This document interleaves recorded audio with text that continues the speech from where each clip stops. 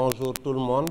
Et donc, je disais tantôt que c'est un réel plaisir et une lourde tâche d'être devant vous ce matin pour parler de questions d'emploi et de travail. Donc, à l'entame de la session, je vais vous poser une question. Est-ce qu'on a une politique d'emploi au Sénégal? Est-ce qu'on a une politique d'emploi? On a une politique de migration? On a une politique de jeunesse?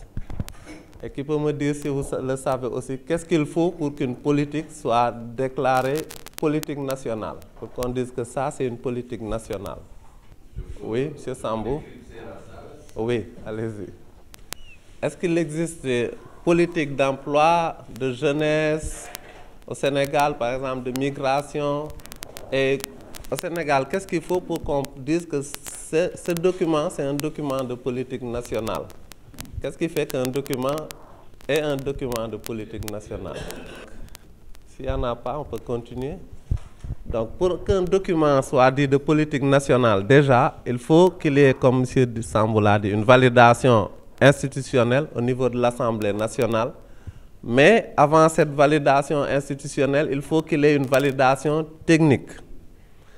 Donc, c'est les techniciens qui s'assemblent dans le secteur. Il y a un comité qui va étudier le document, qui va regarder ce qui est bon, ce qui n'est pas bon, qui va synthétiser tout ça et faire un document qu'on va proposer à l'Assemblée maintenant. Une fois que tout le monde est d'accord sur ce qu'il doit y avoir là-dedans, on le valide et il devient une politique nationale. Donc, il faut qu'il y ait la validation institutionnelle et la validation politique. Donc, au Sénégal, depuis 2000, la dernière politique nationale qui a été validée, c'est celle de 1986. Depuis 1986, on n'a pas de politique nationale d'emploi. Ce n'est pas que les documents n'existent pas, mais c'est la validation institutionnelle qui a fait défaut. Parce que tous les 4 ans, on révise la politique nationale de l'emploi et on fait un document qui est validé techniquement. Mais pour qu'on puisse dire que c'est un document de politique nationale, il faut qu'il soit validé au plan institutionnel, à l'Assemblée nationale, comme disait M. Sambou. C'est pareil. Il n'y a pas de politique de jeunesse au Sénégal. Le gouvernement n'a pas un document de politique de jeunesse. Mais il y a une lettre de politique sectorielle. Donc, les gens travaillent en s'appuyant sur la lettre de politique sectorielle. C'est pareil pour les aspects migratoires que vous avez évoqués. Il n'y a pas encore de politique nationale migratoire. Mais ce n'est pas que le document n'existe pas, il existe. Il est là d'ailleurs actuellement, ça, il est en train de faire l'objet d'une mise à jour pour aller vers une validation institutionnelle. Mais c'est des documents qui existent, qui sont là. Malheureusement, ça n'a pas suivi tout le processus pour permettre de dire aujourd'hui que ça, c'est une politique nationale de l'État du Sénégal. Donc, vous avez bien compris. Donc, la dernière politique nationale de l'État du Sénégal, je vais parcourir le résumé avec vous. Vous allez voir comment ça a été fait. Ça date de 2017. C'était sur la période 2017-2020. Et dans cette politique nationale, donc, il y a... Je vais commencer par une citation de la Constitution du Sénégal qui dit que toute personne a droit au travail, au libre choix de son travail, à des conditions équitables et satisfaisantes de travail. Et a droit aussi à la protection contre le chômage. Donc, le droit au travail, c'est un droit qui a été instauré par la Constitution du Sénégal. Et donc, ce sont ces axes-là qui nous permettent aujourd'hui de pouvoir mettre des stratégies, de pouvoir parler de politique nationale, de mettre des actions en faveur de l'emploi. Pas que des jeunes, parce que c'est vrai qu'ils sont beaucoup plus touchés, beaucoup plus impactés par le phénomène de l'emploi. Mais quand on fait une politique, on prend en compte toutes les personnes en âge de travailler de la société, jeunes ou moins jeunes. Donc, le document de politique nationale du Sénégal s'inscrit tout d'abord dans le cadre de grandes options et orientation fixée par la Constitution. Donc, premier point, c'est la Constitution qui oriente le document de politique nationale. Donc, on se base sur ce qu'il y a dans la Constitution pour faire le document, notamment la citation que je vous ai montrée, que tous les citoyens ont droit au travail. Mais en plus de ça, il y a la Déclaration universelle des droits de l'homme aussi, qui dit que tout le monde a droit à l'accès au travail.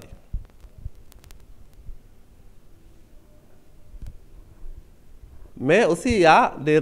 Parce que le Sénégal fait partie d'un ensemble économique, géopolitique aussi, qui met des actions en faveur de la lutte contre le chômage. Donc, notamment la recommandation des chefs d'État et de gouvernement qui s'est tenue à Ouagadougou en 2004. Parce que si vous regardez l'Afrique, on a une population vraiment très jeune. Et ça, c'est une force pour les États. Donc, comme on est dans un ensemble, les gens aussi, au niveau de cet ensemble, ils prennent en compte les préoccupations à travers les États membres de ces populations-là aussi. Mais au plan du BIT aussi, on a ratifié la Convention 122 internationale du travail, donc en matière d'emploi. D'ailleurs, c'est cette convention-là qui fait que chaque 4 ans, on doit mettre en place une politique nationale d'emploi. Donc, tous les États qui ont ratifié la Convention ont l'obligation, parce que les conventions, c'est des lois à l'échelle internationale, mais c'est des lois qui sont très contraignantes. Dès l'instant que vous le ratifiez, vous avez l'obligation de le transposer en texte au niveau de votre pays.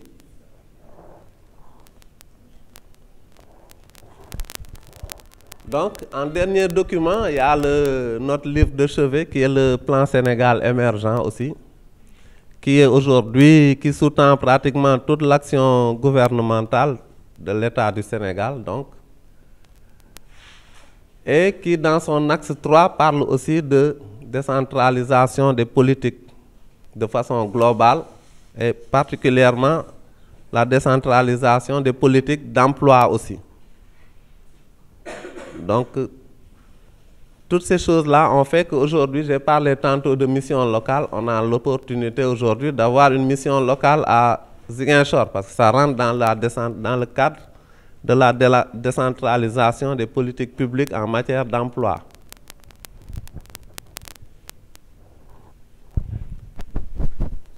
Mais il faut constater que ce qu'on rencontre comme problème depuis pas mal d'années, notamment depuis 1997, les problèmes de l'emploi demeurent toujours au Sénégal.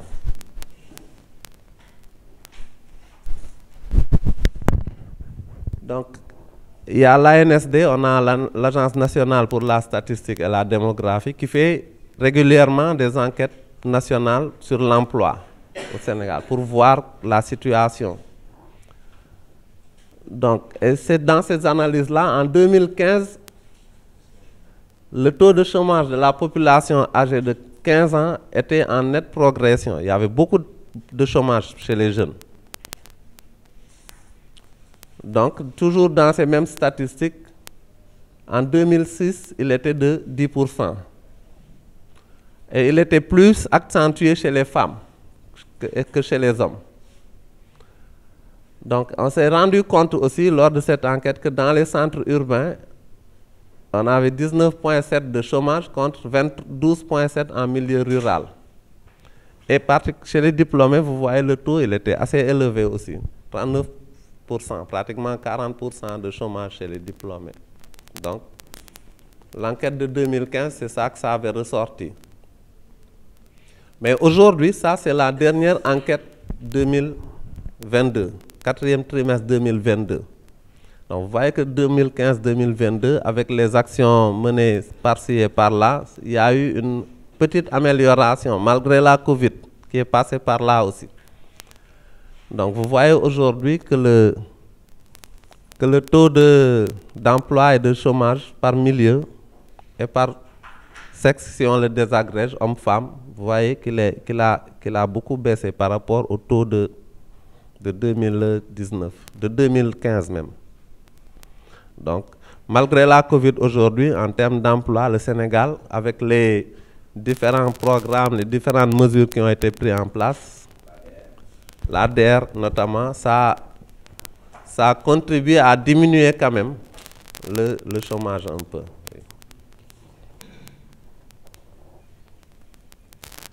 Donc, la politique d'emploi, ça constitue une réponse à l'urgence et à la nécessité de forger des outils, des instruments d'analyse et de décision susceptibles de prendre dans le temps des actions qui vont être pertinentes en faveur de la création massive et volontariste d'emplois décents, dans la perspective d'une réduction significative du chômage et de la pauvreté. Donc, et le document-là, il comprend 9 chapitres, le document de politique nationale, qui a été, je vous le dis encore, validé techniquement, mais pas institutionnellement. Donc, on ne peut pas dire vraiment que c'est un document de politique nationale parce qu'il lui manque une validation. Les techniciens ont fait leur travail, mais les politiques n'ont pas fait leur travail. Et c'est ça le gros problème du Sénégal. Donc, le document, il comprend 9 chapitres. Donc, dans le chapitre 1, il est consacré à la situation de l'emploi, revue de la mise en œuvre des programmes publics. Donc, tous les programmes que vous avez vus, Cité Khayundawi qui est récent, DER, tout ça, c'est des programmes que l'État a mis pour lutter contre le chômage. Les dispositifs qu'on a mis pour lutter contre le chômage, comme il y en a beaucoup. Il y en a au moins 23 que l'État du Sénégal a mis en place pour lutter contre le chômage. Au moins 23 dispositifs. FAISE, tout là, les fonds que vous voyez là, tout ça, c'est des programmes pour lutter contre le chômage. Donc, c'est ça qui est vu. On regarde la situation de ces dispositifs-là. Donc, quand vous parlez d'évaluation, c'est un peu là. Les programmes, les projets, tout ça, c'est pris en compte dans le chapitre 1 du document de politique nationale. Donc, dans le chapitre 2 aussi, on regarde les problématiques par rapport au marché de l'emploi, au marché du travail. Quels sont les problèmes qu'on rencontre au niveau du marché du travail? Et ça aussi, c'est pris en compte dans le document de politique nationale. Donc, dans le chapitre 3 à 8 du document, on a tout ce qui est stratégie. Donc, première stratégie, c'est la création massive d'emplois dans le PSE, les grands projets du chef de l'État et dans les systèmes économiques traditionnels. Donc, ça constitue la base. Et normalement, tous ces projets et programmes-là doivent aboutir à une création massive d'emplois dans tous les secteurs de l'économie. Aujourd'hui, vous avez par exemple un exemple, la réfection de la route Sénobar-Dakar-Ziguinchor, c'est un gros projet. Mais ça doit contribuer aussi à créer vraiment beaucoup d'emplois. Et je pense que c'est le cas. Parce que quand vous prenez la route, le nombre de personnes que vous voyez que ça mobilise, donc tout ça, ça doit être pris en compte. C'est l'objectif en fait visé. Et il n'y a pas que ça, il y a les programmes qui sont déroulés par PUDC, il y en a beaucoup. Donc, deuxième axe de la politique, c'est le développement de programmes publics spécifiques de création d'emplois décents.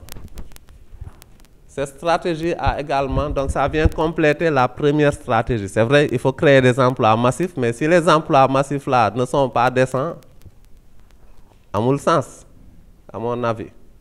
Donc, il faut créer des emplois qui puissent permettre aux gens de gagner dignement leur vie et de pouvoir vraiment subvenir à leurs besoins en partant de ça.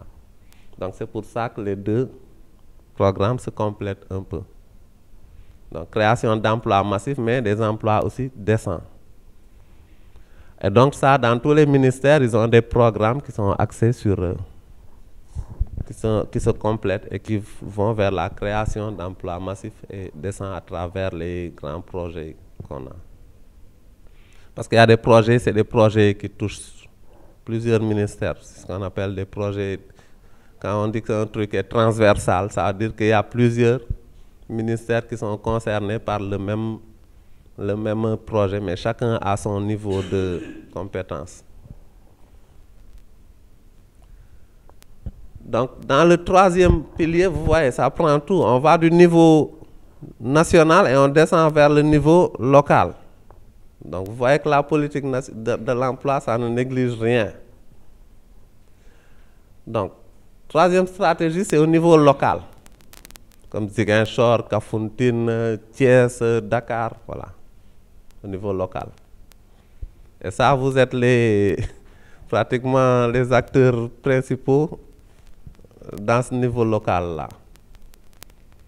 Donc, elle vise à utiliser les collectivités locales comme niveau de promotion et création d'activités économiques et d'emplois. Les départements comme les communes sont dotés d'une autonomie qui leur permet de jouer un important rôle dans la promotion de l'emploi. Donc, le développement local est un processus participatif utilisant les initiatives locales comme moteur de développement économique et social. Il permet de répondre aux besoins de populations qui ont dorénavant une position active et responsable. Il permet aussi d'assurer un développement économique et social à l'échelle du territoire. Parce que s'il y a de l'emploi ici, les gens vont avoir le développement. Les gens vont avoir un meilleur niveau de vie, ils vont, voilà, etc. Donc, l'économie au niveau social va marcher. Même notre façon de vivre, ça va impacter dessus. Et ça permet aussi de lutter contre la pauvreté et les inégalités à travers des actions de proximité. Donc ça, c'est le troisième niveau, axe stratégique de la politique. Donc c'est le niveau local. Donc, mais on ne s'arrête pas là. Donc, quatrième axe, c'est la formation. L'améliorer avec ce que le marché du travail recherche. Donc, et ça, c'est toujours d'actuel aussi. Aujourd'hui, les jeunes font beaucoup de formation, mais est-ce que ça correspond réellement à ce dont les entreprises ont besoin? Donc, il faut essayer aussi à résoudre ce problème. Et c'est quelque chose qui est pris en compte dans le document. Donc, cette stratégie est directement centrée sur la recherche d'une meilleure adéquation entre les formations dispensées par les systèmes d'éducation et de formation d'une part et les emplois créés par les systèmes économiques, les emplois productifs. Et ça vient en complément aux axes 2 et 3 qu'on a vu tantôt. Et elle va même toucher un peu l'axe qui vient, l'axe suivant, la stratégie 5. Parce que l'emploi, si on crée des produits dont que le marché du travail peut observer, donc, et l'axe 5 traite de l'amélioration et de l'organisation du marché du travail. Donc, on va mieux pouvoir organiser le marché du travail. Donc, qui est fondé sur la création ou le renforcement d'un dispositif institutionnel participatif et le développement du système d'information sur le marché de l'emploi à partir d'outils conceptuels et méthodologiques qui sont performants, unifiés et orientés vers la gestion prospective de l'emploi. C'est-à-dire la gestion prospective de l'emploi, c'est-à-dire, par exemple, la ville de Ziguinchor, dans 2 ans, va avoir besoin de, je sais pas, guide touristique, parce que le tourisme commence à prendre de l'essor ou à prendre de l'envol, à être important comme secteur. Donc, il faut qu'on se projette sur l'avenir pour pouvoir anticiper les éventuels manques qu'il y aura. Et c'est valable aussi dans tous les secteurs. C'est comme dans le BTP aujourd'hui. S'il y a un boom dans le secteur du BTP et qu'il n'y a pas d'ouvriers, les gens vont venir des zones limitrophes pour venir prendre le travail des jeunes qui sont à Ziguinchor. Alors que si on avait anticipé sur la situation, on n'aurait pas eu besoin que des gens viennent d'ailleurs pour venir prendre les emplois qui sont, occuper les emplois qui sont disponibles ici.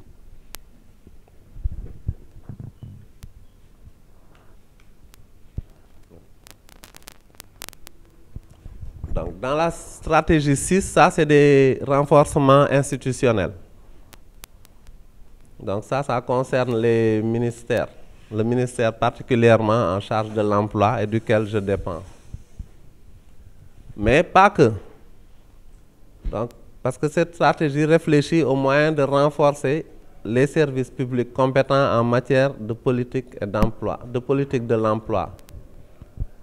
Et pour pouvoir prendre en charge les éléments qui sont dans la politique nationale de l'emploi. Donc les axes, les programmes, tout ça, pour pouvoir faire le travail correctement aussi, il faut qu'on pense aux gens qui vont le faire.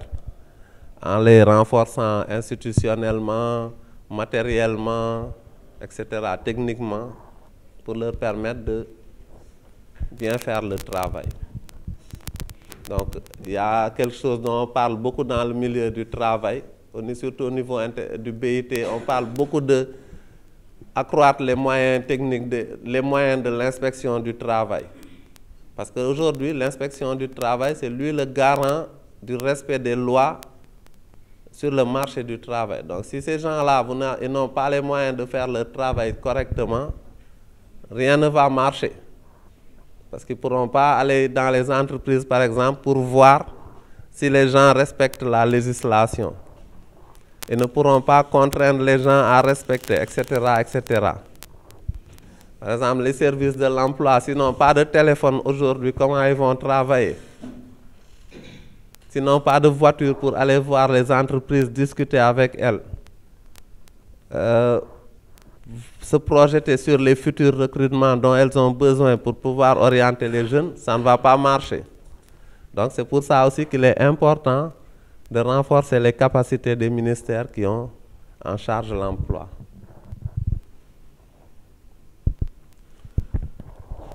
Donc, chapitre 9, qui est le dernier chapitre, ça porte sur les modalités de mise en œuvre, c'est-à-dire comment on va mettre en œuvre la politique de l'emploi. Comment? Donc, mais ce qu'il faut noter, c'est qu'une politique économique de promotion de l'emploi ne peut se soustraire, si elle nourrit à l'ambition d'être à la fois efficace, si elle veut être efficace et durer, elle ne peut pas se soustraire au cadre politique qui l'institue. Donc, elle ne peut pas sortir de l'action gouvernementale. Elle ne peut pas être en marge de l'action gouvernementale. Donc, elle doit prendre en compte toutes les politiques qui sont là. Donc, quand on parle de prise en charge de toutes les politiques au plan sanitaire, au plan toute jeunesse, au plan tout ce que vous voulez, développement, donc, pour que une politique nationale d'emploi soit efficace, elle doit considérer tous ces aspects-là. Et aujourd'hui, le document qu'on a aujourd'hui, qui prend en compte tous ces axes-là de développement, c'est le plan Sénégal émergent. Si vous avez des questions, n'hésitez pas à interrompre. Donc, on voit que les changements aujourd'hui intervenus dans l'environnement national et international en matière de politique publique font qu'il est devenu nécessaire de réadapter la politique nationale de l'emploi dans le but de mieux la réorienter en faveur de la promotion active de l'emploi. Pour ça, il nous faut dégager des orientations et des stratégies efficaces pour la mise en œuvre concrète à la mesure des défis à relever. Aujourd'hui, le Sénégal a beaucoup de défis à relever en matière d'emploi. Beaucoup de défis.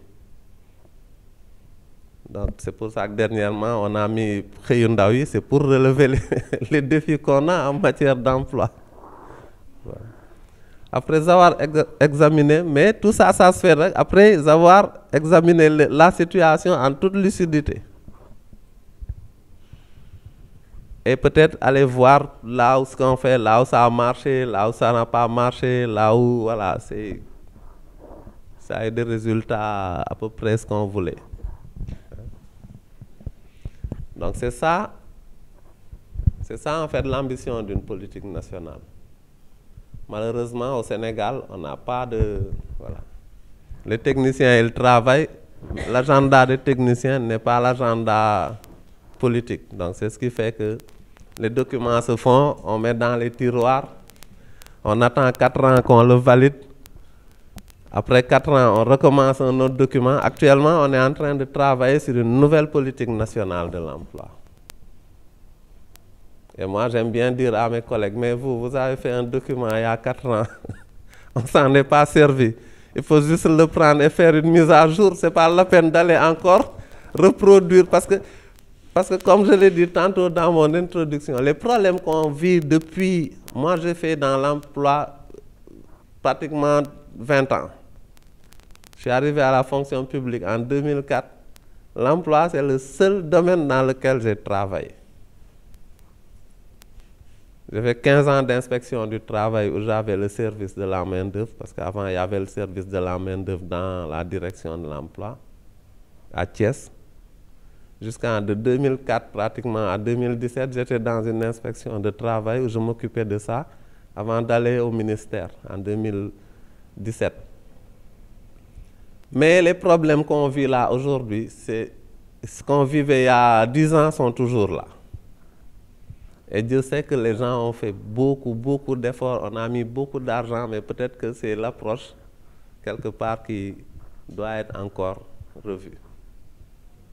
Paye un consultant et qui fait un grand travail sur un projet, fait au bout de quelques années ou un changement de gouvernement, on met ça au fond des tiroirs, un autre pays africain vient prendre du document, va s'inspirer chez eux et que nous encore on est là, on constitue d'autres documents et à la limite on voit que nous sommes juste là pour constituer d'éternels documents. Est-ce que vous pensez réellement que c'est un avantage concrètement pour le développement du pays ou bien ça constitue un frein? De mon point de vue, c'est mon point de vue, hein. C'est un avantage d'avoir un document, mais si on ne l'utilise pas, c'est vrai que ça ne peut pas être un avantage. Mais comme je vous l'ai dit, l'agenda des politiques n'est pas l'agenda des techniciens. Donc, et eux, suivant leurs priorités, ils traitent ce qui les intéresse le plus ou le moins. Mais c'est sûr qu'avoir un document de politique nationale, c'est important. C'est un avantage. Parce que c'est un document qui touche à vraiment tous les aspects socio-économiques du marché du travail, de la marche du pays en matière d'emploi. Mais le problème, c'est qu'il faut l'exploiter après. Quand on fait un document, ce n'est pas pour le ranger. Vous avez raison, il y a beaucoup de choses que le Sénégal a initiées et qui ont été mises en œuvre dans d'autres pays et qui marchent bien.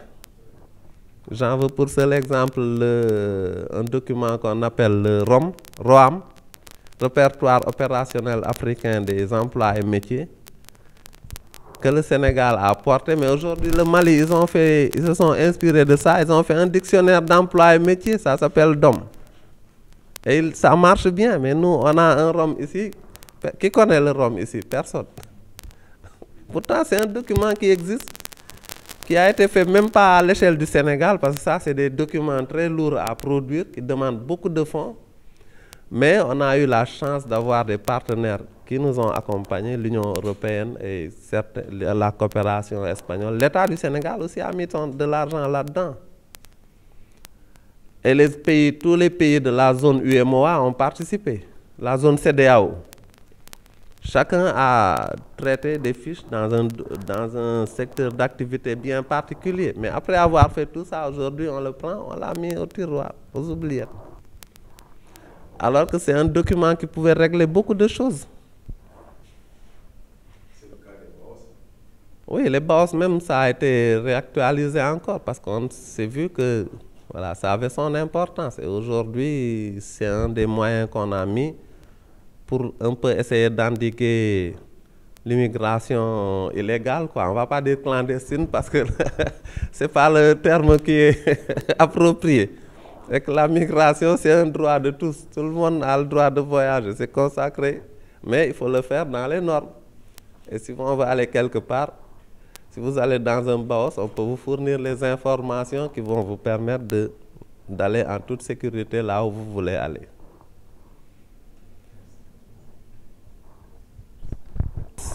c'est des guichets uniques. Parce que l'État s'est dit à un moment donné, ils ont pensé qu'ils devaient regrouper au même endroit tout ce qui concernait l'emploi et la formation. L'idée est partie de là. Donc c'est des guichets uniques, où quand le demandeur d'emploi vient dire j'ai besoin d'un emploi, il est pris en charge par l'ANPEJ, et après, en fonction de ce qui est orienté, s'il veut faire de l'emploi salarié, on essaie de lui trouver quelque part via des mécanismes comme la convention État-employeur, de lui trouver de l'emploi salarié. S'il a besoin d'une formation, on va l'orienter vers le conseiller du 3FPT qui est là, parce que le 3FPT donne des bourses de formation gratuitement. Bon, gratuitement entre guillemets, parce que l'État vous paye les 90% de la formation et vous payez que 10%. Si vous voulez entreprendre, il y a l'ADPME qui est là pour vous accompagner. Si vous avez besoin de formation, etc., ils sont là pour vous accompagner dans votre processus d'entrepreneuriat. Si vous avez besoin d'un projet et que vous avez besoin de financement, il y a l'ADER qui est là pour vous aider, pour vous accompagner aussi vers l'obtention de ce financement-là pour pouvoir développer votre activité, etc., etc.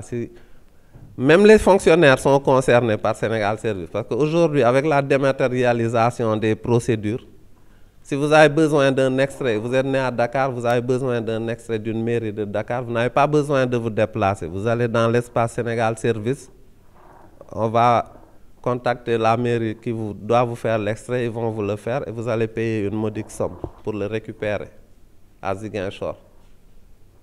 Donc si vous êtes fonctionnaire ici, vous avez besoin d'un document à la fonction publique à Dakar, vous allez à l'espace Sénégal Service, il y a l'agent de la fonction publique qui est là, qui va contacter le bureau, ils vont vous faire le document, ils vont vous l'envoyer sur place. Vous n'avez pas besoin de vous déplacer. En fait, c'est ça l'utilité des services publics, de Sénégal Service. C'est toujours dans le cadre de l'amélioration de l'employabilité des jeunes. C'est la prochaine présentation qu'on va voir. Je l'avais posé l'autre fois. Il y a une chose que je ne comprends pas dans l'élaboration des différents programmes que l'État met en place en tout ce qui concerne les questions de l'emploi. Aujourd'hui, on voit beaucoup de structures qui parlent d'emploi, d'entrepreneuriat, et au finish, on crée Sénégal Service. N'est-il pas plus pertinent de délocaliser tous ces services-là et les mettre au niveau du Sénégal Service? Parce que quand on considère que dans les budgets qui sont attribués à ces agences, 70 à 80% du budget, c'est des budgets de fonctionnement. Maintenant, pourquoi ne pas chercher, vous en tant que technicien, ne pas intervenir pour essayer de rationaliser ces ressources et concentrer ça au niveau du Sénégal Service? Je pense que ça aura beaucoup plus d'impact sur la question de l'emploi et de l'employabilité, plutôt que d'avoir le DER par là, le 3FPT par là. Et tout ça, c'est des agences qui ont besoin d'une forte somme pour la gestion au niveau du personnel. Donc, je ne sais pas si c'est au niveau politique ou c'est vous, les techniciens, qui proposez de mettre en place 3FPT, Sénégal Service et autres là. Aujourd'hui, on voit à travers le monde, la plupart des pays européens, ils capitalisent toutes ces choses-là. C'est une seule agence qui s'occupe de tout ça. Vous avez besoin de la formation, il y a un volet formation de l'autre côté, vous avez besoin de ça, il y a ça. Mais si c'est des agences qui sont créées un peu partout et qui consomment pratiquement le budget de tout ce qui doit être emploi, ça pose problème. Amener la création des pôles emploi, c'est parti des événements du 21 mars. Vous vous souvenez? 2021. Donc quand il y a eu les événements là, le chef de l'État a dit j'ai entendu la jeunesse. Donc après on a organisé le conseil présidentiel à Diamniadio en grande pompe. Et c'est à l'issue de toutes ces consultations là, on a créé le SNIEJ, Conseil national de la jeunesse. C'est partant de tout ça, que les techniciens qui sont près du chef de l'État ont dit bon, il faut créer les pôles emploi. Donc la création des pôles est partie de là. Donc l'État a pensé qu'en regroupant au même endroit tout ce qui est financement de la formation, financement de l'entrepreneuriat, etc., ça va régler le problème des jeunes. Mais dans tous les grands pays qui se respectent, comme dit M. Cissé, ce qui est très vrai, il faut rationaliser. Et ça, c'est mon avis aussi. Depuis 20 ans, je le dis, qu'on doit rationaliser tout ce qui tourne autour de l'emploi. Mais le Sénégal, c'est un des pays. Vous allez au Maroc, vous avez l'ANAPEC, Agence nationale pour l'emploi des cadres du Maroc. Et c'est pour l'emploi en façon générale, mais c'est le service de l'emploi qui gère tout l'emploi au Maroc. Vous ne pouvez pas vous lever un beau matin, être une ONG ou quoi que vous soyez. Si vous venez, vous voulez travailler dans le secteur de l'emploi, on vous dit allez à l'ANAPEC. Vous êtes obligé d'aller travailler avec l'ANAPEC. Vous allez en Tunisie, vous avez l'APEC, pareil. C'est la seule structure nationale qui s'occupe d'emploi. Même si le printemps arabe il est parti de là-bas, parce que les approches en matière d'emploi aussi, ça peut être différent. Le Sénégal a très tôt compris ça, c'est pour ça que nous, on a commencé l'emploi à la base, en s'occupant des jeunes, des emplois moins qualifiés, peu qualifiés, etc., pour aller vers les emplois cadres. Mais en Tunisie, ils ont mis la barre très haute. Ils se sont plus concentrés sur tout ce qui était emploi cadre au détriment de la base. Et c'est ça qui leur a amené le printemps arabe qu'on connaît aujourd'hui. Parce que le printemps arabe, c'est reparti d'une révolte de l'emploi des jeunes. Mais dans tous les pays qui se respectent vraiment, qui ont des services d'emploi efficaces, tout est rationalisé. Vous ne pouvez pas faire de l'emploi, vous ne verrez pas beaucoup de structures. Donc la rationalisation, là, comme il dit, c'est très important. Malheureusement, pour tout, il faut, comme on le dit, un portage institutionnel. Nous, on est des modestes techniciens, on travaille à notre niveau, on donne notre avis, mais après, c'est l'autorité qui décide. Donc c'est pour ça qu'aujourd'hui, si l'autorité voit qu'il faut qu'une foultitude d'agences, nous, on n'y peut rien. On va leur dire, attention, ce n'est pas une bonne idée, mais après, on ne peut pas leur tordre la main. Parce que le dernier mot leur revient. Mais c'est vrai qu'aujourd'hui, on doit mettre de l'ordre dans tout ça. C'est comme dans la migration. Je disais au Sénégal, il y a tellement d'associations de migrants que tu ne comprends même plus. Chaque jour, il y a une nouvelle association qui naît. Bon, c'est normal. On a signé des conventions, des accords, des lois sur la liberté d'association. Mais à un moment donné, il est bon quand même de s'arrêter, de faire le point et de regrouper tout ça pour être plus efficace. Et aujourd'hui, en parlant d'évaluation, le président a demandé à ce que Feyindaouni soit évalué. Même si ça a créé beaucoup d'emplois, mais il faut qu'on s'arrête, qu'on regarde, qu'on l'évalue, parce que quand même, on a mis beaucoup d'argent là-dedans. Il faut voir si c'était efficace ou pas. Si c'était... Voilà. Je dois d'abord commencer par remercier l'ONG ISCOS qui m'a invité à venir faire cette formation pour le personnel de la mairie. Et c'est une formation qui a porté sur les politiques d'emploi et un peu le droit du travail. Enfin, on a essayé de leur donner les bases, leur expliquer le pourquoi des politiques nationales d'emploi. On a essayé de visiter avec eux certains concepts par rapport à l'employabilité et puis en espérant que puisqu'ils vont encadrer des jeunes au niveau de leur collectivité locale, ça leur sera d'une utilité précieuse. Je disais tantôt que nous avons un problème d'adéquation entre la formation et l'emploi. La plupart des jeunes ont fait des formations, mais qui ne correspondent pas aux besoins réels du marché du travail. Donc c'est pourquoi aujourd'hui, il faut que ces jeunes s'activent dans des formations qui vont leur permettre, professionnelles ou dans l'entrepreneuriat, ce qui va leur permettre d'être créateurs d'emplois, de travailler pour eux-mêmes ou de par leur formation, de pouvoir faire des choses qui vraiment correspondent aux besoins du marché, en particulier du marché local. Et ça va leur permettre de retrouver de l'emploi. Au lieu de rester dans une situation de passivité, je leur demanderai d'être plutôt actifs dans la recherche de l'emploi.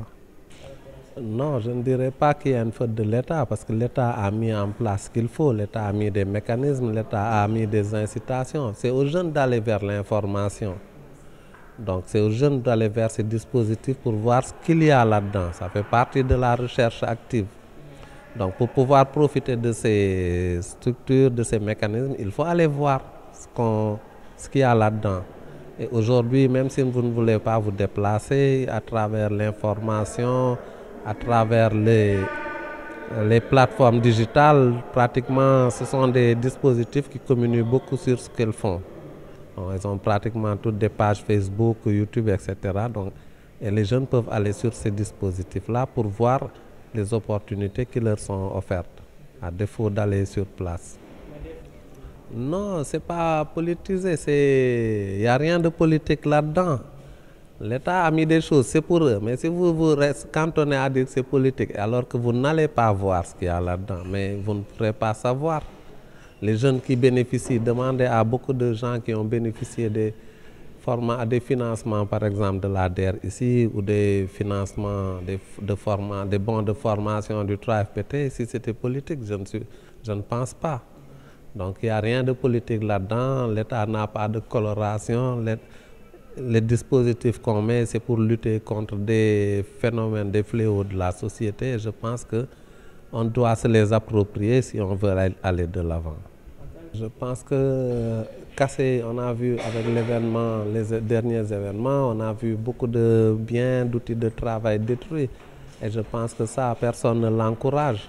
Et ça a un impact sur l'emploi parce que on a aujourd'hui un secteur privé qui est très ténu et un secteur informel qui est très important. Et si on n'encourage pas le secteur privé, on ne va pas aller vers vraiment de la création significative d'emplois.